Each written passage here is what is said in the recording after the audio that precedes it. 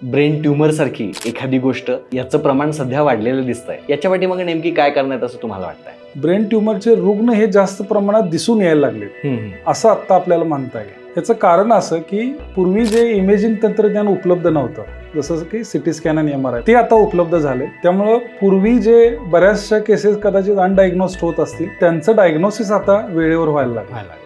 Brain ट्यूमरच्या cases वाढण्याचं हे एक मुख्य कारण आहे. एकाच एक कारण असं त्याच्यासाठी मिळालेलं नाही की बाबा हे केल्यामुळं ह्याच्यामुळं ब्रेन ट्यूमर होतो. मुख्यत्वे करून गुणसूत्रामध्ये अचानकपणे होणाऱ्या बदलामुळं मेंदूतल्या पेशी ह्या अचानक अनियंत्रितपणे वाढायला लागतात आणि मग त्याचा ब्रेन ट्यूमर तयार होतो. ही गुणसूत्र अचानक का बदलतात, तर ह्याच्यासाठी काही स्पेक्युलेटेड कारण म्हणजे काही वेळा रेडिएशन किंवा व्यसनं, ताणतणाव किंवा काही गुणसूत्र ही जेनेटिकली आपल्यामधून पास होत असतात. तर ही काही कारणं जी आहेत ही ब्रेन ट्यूमरसाठी आत्ता आपल्याला म्हणजे माहिती असणारी कारणं अशी म्हणता येतील. पण केसेस वाढण्याचं कारण मात्र मी म्हणेन की डायग्नोसिस जास्त व्हायला लागलेत केसेस, त्यामुळे नंबर ऑफ केसेस आपल्याला आता जास्त दिसतात.